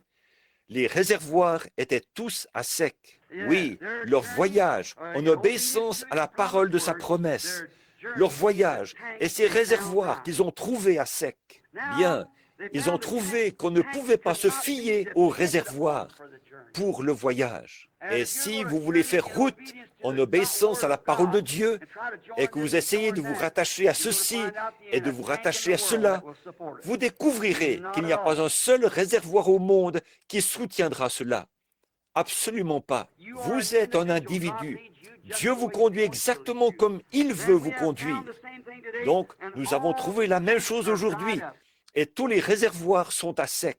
Mais les promesses sont toujours vraies pour Dieu, qui tient la promesse qu'il a faite à son peuple. Il a promis de pourvoir à tous leurs besoins, donc il l'a fait. Au milieu de tous ces réservoirs vides, à sec, réfléchissez à ça. Et d'Israël qui se plaignait dans le désert pendant le voyage. Il a pris à part son guide serviteur, le prophète Moïse, et il a ouvert une source d'eau vive par un rocher frappé pour que ses enfants croyants ne périssent pas. À notre époque, pour moi, cela exprime bien la grâce. Nous sommes indignes. Ce que nous avons fait, comment nous avons vécu, nous sommes indignes. Mais Dieu, à notre époque, comme ici même ce matin, regardez, pour les méthodistes, les baptistes, les presbytériens, les catholiques et tous, il a ouvert une source. Hébreux 13 le prouve. Il est le même hier, aujourd'hui et éternellement. Donc, cela atteste Jean 3, 16. Car Dieu a tant aimé le monde qu'il a donné son Fils unique, afin que quiconque croit en lui ne périsse point, mais qu'il ait la vie éternelle. Il a été élevé pour plus d'une raison, parce que les gens murmuraient et péchaient, et parce qu'ils avaient été mordus par des serpents et étaient en train de mourir, et pour le pardon de leurs péchés et pour la guérison de leurs maladies. Et c'est cette même source qui nous est ouverte aujourd'hui pour notre salut et pour notre guérison physique, car il est le même hier, aujourd'hui, éternellement. Et quand le rocher a été frappé, ordre donné par la parole de la promesse de Dieu, alors il a fait jaillir des flots d'eau pure, claire, pas de l'eau stagnante ni contaminée, mais la présence même de Dieu, de l'eau pure qui a sauvé tous ceux qui en ont bu. Nous savons que c'est bien vrai, parce que nous le lisons dans l'Ancien Testament. Cela servait de type. Là, il n'y avait pas besoin de tirer, de pomper, de s'y rattacher, d'aller au séminaire pour apprendre à s'en servir. Là-bas, ils vous disent comment vous en servir, voyez. Oh, eh bien, si vous avez reçu le Saint-Esprit, ça, nous y croyons, mais voilà, c'est comme ceci que vous devez faire. Mais vous voyez, il n'est pas question de le contrôler. On ne se sert pas du Saint-Esprit. C'est le Saint-Esprit qui se sert de vous. Voyez, on ne doit pas se servir du Saint-Esprit. C'est le Saint-Esprit qui dispose de vous. Un don, ce n'est pas quelque chose qu'on prend comme un couteau pour aiguiser un crayon. Il s'agit de s'abandonner à Dieu et de s'enlever du chemin pour que le Saint-Esprit puisse vous utiliser. Remarquez, ils n'ont jamais eu besoin d'en pomper ou d'en tirer. Pas plus qu'ils n'ont eu besoin de demander « Bien, comment se sert-on de cette eau ?» C'est qu'ils savaient comment s'en servir. Ils avaient soif. Ils savaient quoi en faire. Et c'est pareil pour un homme ou une femme, peu importe de quel credo ou de quelle dénomination il fait partie. S'il a soif de Dieu, il n'a pas besoin de courir au séminaire, comme c'était le cas pour ce frère anglican, ou plutôt ce frère anglais d'hier soir, de devoir aller quérir des instructions auprès de l'Église anglicane pour savoir comment il doit utiliser ce glorieux don qu'il a reçu, le parler en langue, et comment il doit faire ceci. Il se ferait virer d'entrée, voyez. Comme il avait soif, Dieu l'a rempli, c'est tout. Il n'y a pas à chercher plus loin. Il s'agit d'avoir soif, et là, il remplit. Voilà. Il n'y a pas besoin de soumettre cela à un contrôle, que quelqu'un vous dise ce que vous devez en faire. Dieu conduit chaque individu selon ce qu'il veut de vous. Vous êtes un individu, vous-même. Vous faites partie de Dieu. Personne ne peut prendre votre place. Il n'est pas question de devoir aller vers quelqu'un, dire là qu'il faut que j'en fasse ceci ou qu'il faut que j'en fasse cela. Non, monsieur. Dieu l'utilise comme il l'entend. Quand vous avez soif, vous savez bien qu'il faut boire. Et si vous avez soif ce matin, buvez-y. C'est tout ce que vous avez à faire. Dieu avait pourvu d'une voie pour étancher leur soif.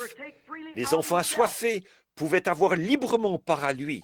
Et Dieu a pourvu d'une voie pour tous les hommes et femmes qui ont faim et soif ce matin. Peut-être qu'il y a ici des gens qui n'ont pas encore reçu le salut.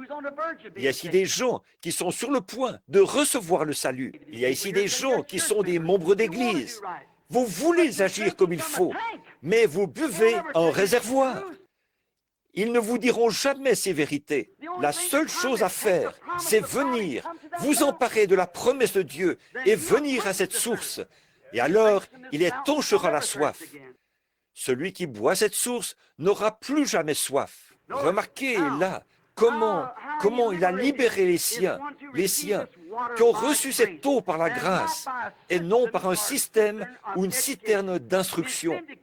Il confirme que sa parole est une source de vie. Combien d'entre vous ici savent que vous avez reçu la vie quand vous avez pris cette parole et son eau?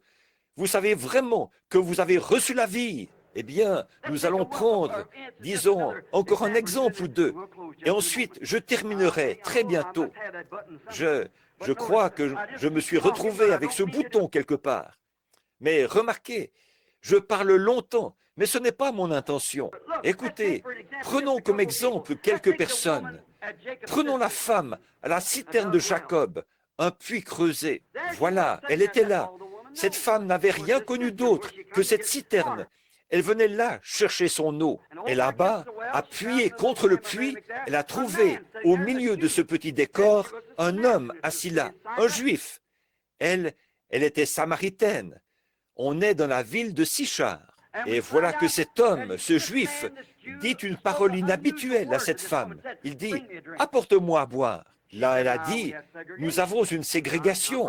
Ce n'est pas bien que tu me demandes quelque chose comme cela, puisque tu es juif et moi samaritaine. » Il a dit, « Mais si tu savais à qui tu parles, c'est toi qui me demanderais à boire, et je te donnerais de l'eau que tu n'aurais pas besoin de venir boire à cette citerne. Ce serait une source d'eau qui jaillirait en toi. » Remarquez, quand elle a vu la preuve que cela était bien la vérité. D'abord, n'importe quel homme aurait pu dire cela. Mais elle a dit, « Vous dites qu'il faut adorer à Jérusalem, et nous adorons sur cette montagne. » Il a dit, « Le salut vient des Juifs.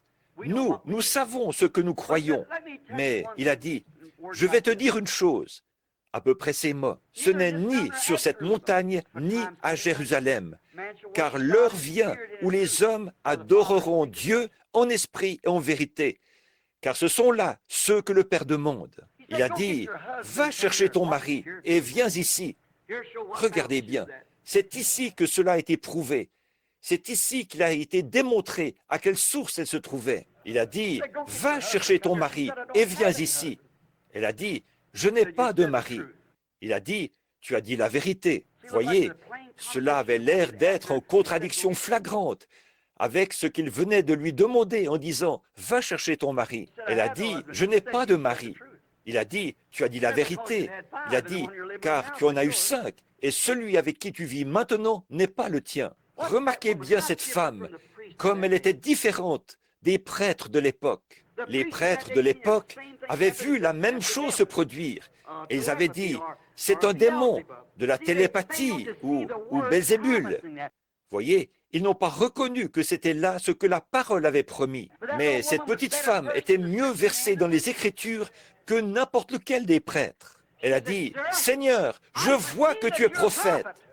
Cela fait 400 ans que nous n'en avons pas eu depuis l'époque de Malachie. » Mais elle a dit, « Nous en attendons un et nous savons qu'il y en a un qui doit venir, le Messie. Et quand il viendra, c'est cela qu'il fera. » Jésus a dit, « C'est moi. » Amen. Vous avez remarqué, elle a laissé sa cruche à la citerne de Jacob. Elle s'en est allée dans la ville en courant, remplie d'un puits artésien. Elle avait vu cela être parfaitement confirmé. Il était cette source de vie. Je vous la présente. Elle a laissé cela. Quand il a été prouvé qu'il était la parole de vie, elle a laissé cela. Elle avait découvert que ce même rocher qui avait été frappé dans le désert était là, bien présent, et c'était prouvé. Je dis ceci, le même Dieu qui était là autrefois, celui dont nous parlons tellement, il est présent ici, maintenant, pas par une compréhension théologique, mais par une connaissance personnelle, la confirmation de ce qu'il avait promis, qu'en ces derniers jours, il allait répandre le Saint-Esprit sur son Église. Il n'est pas un « j'étais », il est toujours le « je suis », au présent, toujours. Là, la citerne avait perdu son goût. Et c'est la même chose pour tout homme qui entre dans la puissance de Dieu par le baptême du Saint-Esprit. Les systèmes de dénomination perdent leur saveur. Vous ne voulez plus de ces grenouilles, de ces lézards et de ces insectes stagnants et tout ça. Vous buvez à une source qui est fraîche et pure, la parole de Dieu, qui est fraîche à chaque heure dans votre âme. C'est la même chose maintenant. Quand il a été prouvé que la parole est la vérité, goûtez et voyez si ce n'est pas juste. La citerne avait bien servi. Elle avait bien servi en son temps. Mais vous voyez, il y avait là la source de vie. Ce n'était plus le puits de Jacob pour la boisson spirituelle. Ils avaient cru que s'ils buvaient à ce puits, alors tout irait bien. Mais à présent, la source de vie elle-même était là. Maintenant, nous n'avons plus besoin des systèmes et des organisations que nous avons. Nous sommes au temps de la fin et Dieu a promis ces choses qu'il devait faire en ce temps de la fin. Et nous les voyons s'accomplir au mot près. Nous entendons les responsables de la puissance militaire se lever, tout tremblant, et dire que quelque chose est sur le point d'arriver. Nous avons conscience que le Saint-Esprit nous prévient que quelque chose est sur le point d'arriver. Nous voyons que tout est en place. Alors, quittez ce système et venez à la source. Oui, monsieur. Le puits avait eu son utilité, mais maintenant, elle se trouvait en face de la source elle-même. Dans Jean 7, 37 et 38, Jésus a dit au dernier jour de la fête du tabernacle, qu'est-ce qu'il a dit? Si quelqu'un a soif, qu'il vienne à moi et qu'il boive. En plein milieu d'un groupe de théologiens. Si quelqu'un a soif, qu'il vienne à moi et qu'il boive. Car l'Écriture dit, des fleuves d'eau vive couleront du fond de son être. Voilà la source vive. Voilà la source que les gens ont abandonnée aujourd'hui. En échange d'un credo, ils ont abandonné la source d'eau vive. Permettez-moi de vous le présenter. Pour moi, et je termine, pour moi, il est cette source qui a sauvé la vie d'Agar et de l'enfant quand ils étaient mourants dans le désert. Je crois qu'il est ce rocher dans Ésaïe 32, qu'il est ce rocher dans une terre altérée. Il est le refuge à l'heure de la tempête. Zacharie 13, il est la source ouverte dans la maison de David pour le péché. Je crois qu'il est cela. Pas vous? Dans le psaume 36, 9, il est la source de vie de David. Il est les eaux paisibles de David et les verts pâturages. Il est l'eau au bord du ruisseau pour David. Dans Genèse 17, il est le saint nourricier d'Abraham, El Shaddai. Alors que sa vigueur l'avait quitté, il allait quand même. Dieu l'avait dit. Moi, un homme de 100 ans, comment cela va-t-il se faire? Je suis vieux, ma femme est vieille. Comment cela peut-il se faire? Il a dit, je suis El Shaddai. Or, El, c'est le. Et Shaddai, c'est saint. Et Shaddai est au pluriel, ce qui veut dire, je suis le Dieu qui a des seins, comme un bébé qui pleure, qui est malade. Sa force l'a quitté. Il s'appuie sur le sein de sa mère et tête jusqu'à retrouver ses forces. C'est sûr, pas seulement une fois qu'il tète, il ne pleure plus. Au sein de sa mère, il est satisfait pendant qu'il tire sa force. Et tout homme qui prend la promesse de Dieu dans son cœur, la promesse est pour vous, pour vos enfants, pour ceux qui sont au loin, en aussi grand nombre que le Seigneur notre Dieu les appellera. Appuyez-vous dessus, têtez et retrouvez vos forces. Enfant qui pleure, crois-le, c'est pour les croyants, le poète croyant. J'aurais beaucoup de cantiques à l'esprit que les poètes ont trouvés pour nous. Une fois, l'un d'eux a dit qu'il y a une source remplie du sang des veines d'Emmanuel. Tout pécheur plongé dans ce flot est lavé de tout péché. Le brigand mourant vit avec joie cette source de vie en son jour. Et moi qui suis vil comme lui, j'y puis laver mes péchés. Depuis que par la foi, j'aperçois ce flot coulant de tes blessures, je redirai sans me lasser ton amour rédempteur. Pour moi, il est les eaux de la parole de séparation qui séparent de tout ce qui est contraire à sa parole. Voilà la source que je crois qu'il est. Oui, monsieur, ce sont ces eaux-là qui m'ont séparé des citernes fabriquées pour me tourner vers la source d'eau vive. Oh, mon ami, on pourrait continuer sans arrêt à parler de tout ce qu'il est pour nous. Il est l'alpha, l'oméga, il est le commencement, il est la fin, il est celui qui était, qui est et qui vient. Il est la racine et la postérité de David.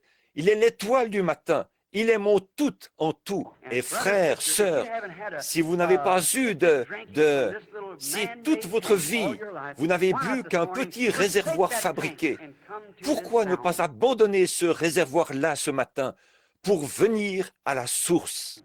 Inclinons la tête un instant.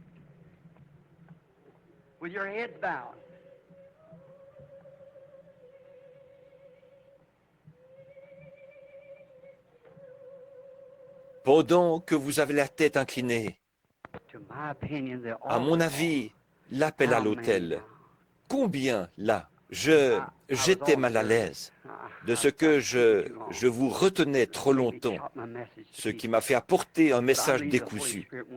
Mais je crois que le Saint-Esprit désire que vous saisissiez ce que je veux dire. Écoutez, il n'y a rien de plus important aujourd'hui que de se mettre en règle avec Dieu. Voyez, nos dîners, quoi que ce soit, peu importe. Le Seigneur est ici. Ça, jusqu'à maintenant, je n'avais entendu ça peut-être qu'une seule fois dans ma vie. Maintenant, combien? Tous ceux qui sont ici, pas combien? Tous ceux qui sont ici, qui veulent y boire, levez-vous un instant pour que nous prions. Que Dieu vous bénisse. Que le Seigneur vous bénisse. Maintenant, combien de personnes qui sont ici, qui sont maintenant debout, voudraient dire, en levant la main comme ceci, « Ô Dieu, agis en moi, remplis-moi, je veux boire à cette source. » Je n'ai pas agi comme il fallait, mais je désire que tu me le pardonnes. Je désire que tu effaces mes péchés et que je sois dès ce jour vraiment... Regardez-moi ça. Oh, il y a une source remplie du sang.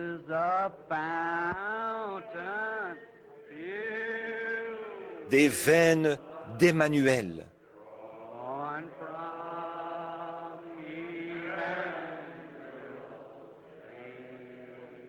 Tout pécheur plongé dans ce flot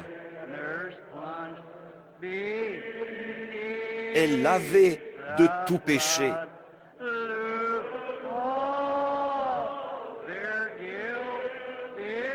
Est lavé de tout péché.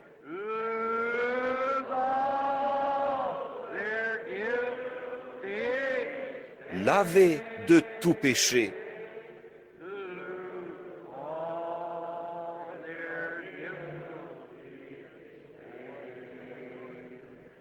Tout pécheur plongé dans ce flot est lavé de tout péché. Alors maintenant, vous qui êtes un croyant chrétien, qui avez accepté Christ comme votre sauveur personnel, mais qui n'avez pas encore... Bon, si vous ne l'avez pas encore fait, voilà la source, la seule que je connaisse. C'est cette source qui vient des veines d'Emmanuel. Bien, et si vous êtes nombreux ici à... C'est exactement comme je disais l'autre soir, en parlant de l'aiglon qui se promenait dans la basse-cour avec les poulets. Il n'avait jamais rien connu d'autre que les poulets, mais il savait qu'il y avait quelque chose en lui qui était différent des poulets. Et puis, sa mère est venue à sa recherche et elle a crié depuis les hauteurs. C'était un appel d'aigle. Voyez, il fallait qu'il soit un aigle au départ, sinon il n'aurait jamais reconnu cet appel. Voyez, il faut qu'il y ait quelque chose là qui soit fécondé, sans quoi ça ne pourra jamais produire la vie. Et si la semence, la parole de Dieu est en vous, le Saint-Esprit est ici en ce moment pour féconder cela et pour vous en faire vivre la réalité. Combien de personnes ici n'ont pas reçu le baptême du Saint-Esprit? Voulez-vous lever la main? Partout, où que vous soyez, en toute honnêteté, si vous n'avez pas reçu le Saint-Esprit et que vous voudriez le recevoir, levez la main. Où que vous soyez, gardez la main levée quelques instants. Bien, je voudrais que vous, qui êtes près d'eux, qui les regardez, je voudrais que vous leur imposiez les mains, quelqu'un. Je crois que maintenant même, le Saint-Esprit va remplir chacun d'entre vous qui le désirez. Ne pensez pas à la nourriture qui est là-bas, dans la cafétéria. Pensons à cette nourriture qui est ici. Il s'agit de celle-ci. Celle-ci est la vie. Voyez, celle-ci est la vie. Maintenant, tournez-vous chacun pour vous imposer les mains les uns aux autres. Et ils leur imposèrent les mains. Bien, j'aimerais que vous priez pour la personne sur qui vous avez posé la main. Là, ne pensez pas à sortir, ne pensez à rien d'autre. Pensez seulement au fait que maintenant même, le Saint-Esprit est ici pour remplir chaque individu. Ouvrez votre cœur, videz-le de toute l'eau de citerne et dites, ô source de vie, entre en moi, remplis-moi, ô Seigneur Dieu, de ta bonté et de ta miséricorde. Seigneur Jésus, source inépuisable, je te prie, ô Dieu, de remplir chacun d'eux. Puisse le Saint-Esprit descendre ici. Je prie, ô Dieu, que nous oublions tout le reste, que le Saint-Esprit descende au milieu de nous en ce moment et qu'il nous donne ces eaux de la vie gratuitement partout. Accorde-le, ô Dieu. En ce moment, la prière et les cantiques se poursuivent, se fondent ensemble, Seigneur. Et nous savons que c'est ta présence divine. Nous voulons venir à la source. Nous voulons le véritable, l'authentique baptême du Saint-Esprit. Seigneur, ces gens prient pour le recevoir. Je prie qu'à l'instant même, ils soient remplis de cette bonté de Dieu. Accorde-le, ô Dieu. Exauce la prière de tes enfants. Puisses-tu descendre sur leur être. Puisse la puissance de Dieu et le Saint-Esprit les envahir. Accorde-le, ô Dieu. Oh, combien nous te remercions pour le rafraîchissement, pour la présence du puissant Dieu du ciel au milieu de nous. En cette heure de midi, Seigneur, nourris-nous. Seigneur, nous voulons la nourriture de ta table. Nourris-nous, Seigneur, maintenant même. Nourris nos vies du Saint-Esprit. Nos âmes, affamées et desséchées, ont soif. Comme tu l'as dit dans l'interprétation du chant, que l'eau se répandrait sur une terre altérée. Que cela se produise, Seigneur. Que tes paroles se manifestent dans le cœur de tes enfants. Des eaux sur une terre desséchée, altérée.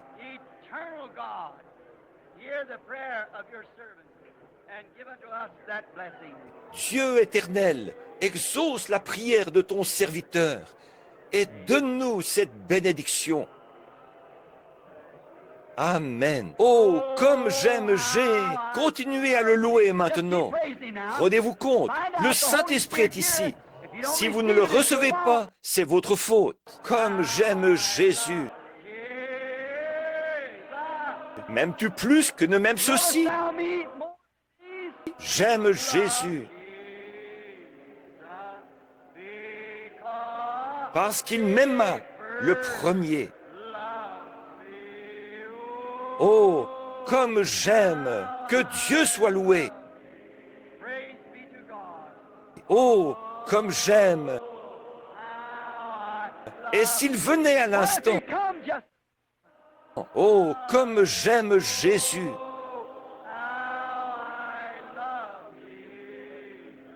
Parce qu'il m'aima le premier.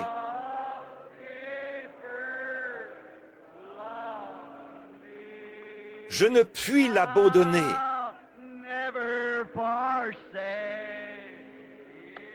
Je ne puis l'abandonner.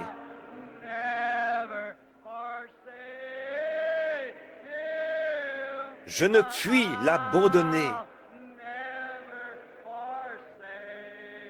Parce qu'il m'aima le premier.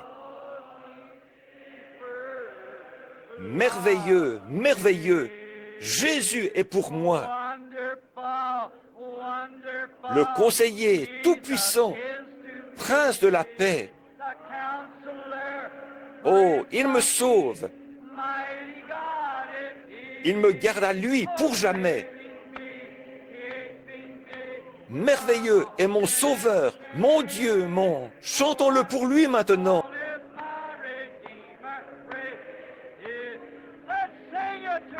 Oh, merveilleux, merveilleux. Jésus est pour moi. Conseiller, tout-puissant, prince de la paix. Oh, il me sauve. Il me garde à lui pour jamais. Merveilleux est mon sauveur, mon Dieu, mon roi. Tous ceux qui ont ce même sentiment, dites Amen. Oh, Alléluia. Je vois des gens y parvenir maintenant, recevoir le Saint-Esprit. J'étais perdu, je suis sauvé, plus aucune condamnation. En Jésus, je suis libre, j'ai un plein salut. Il me sauve, il me garde loin de tout péché. Merveilleux est mon sauveur. Gloire à... Levons les mains maintenant et louons vraiment. Oh, merveilleux, merveilleux, Jésus est pour moi. Conseiller, tout-puissant, prince de la paix. Oh, il me sauve, il me garde à lui pour jamais. Merveilleux est mon sauveur, mon Dieu, mon roi. Vous l'aimez? Oh, merveilleux! Gloire à cette source remplie de sang, où les pécheurs perdent toute peur des hommes, toute condamnation, où ils se retrouvent libres en lui. Alléluia! Oh là là, c'est vraiment merveilleux.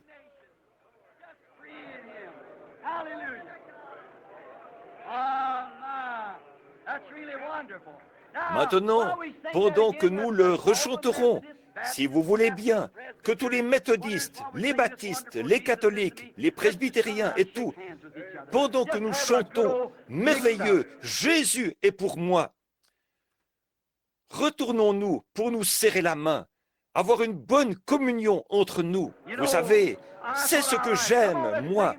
Allez-y, chantons-le en le faisant maintenant. Oh, merveilleux, merveilleux, Jésus est pour moi.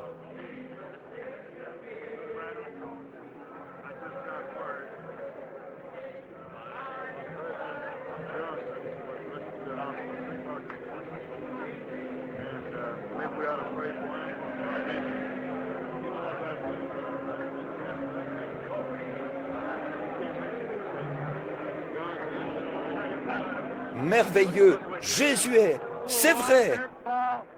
Oh, conseiller, tout-puissant.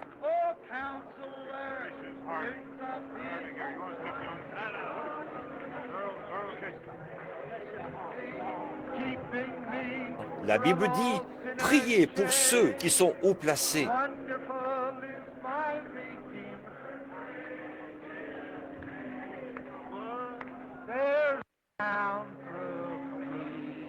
It makes the lame to walk and the blind to see.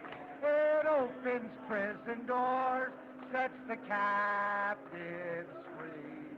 Well, there's a river of life flowing down through me. The Bible said, pray for those that are in authority. Our Heavenly Father, Notre Père Céleste, nous sommes dans un besoin urgent pour le chef de notre pays, notre président.